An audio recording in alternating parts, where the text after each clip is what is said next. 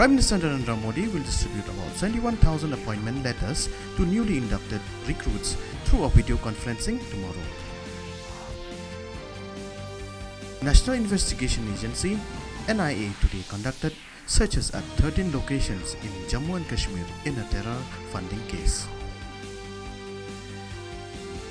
Inaugurating the training program on legislative drafting in New Delhi today, Home Minister Amit Shah said the government has repealed around 2,000 irrelevant laws from 2015.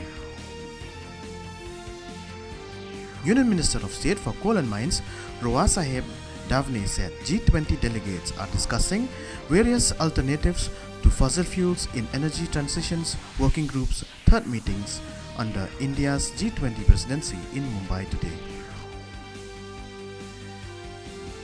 Supreme Court today declined to entertain a plea challenging a Bombay High Court decision dismissing PIL against Vice President Jagdeep Dhankar and Union Law Minister Kiran Rijiju for their remarks on the judiciary and the collegium system for appointment of judges.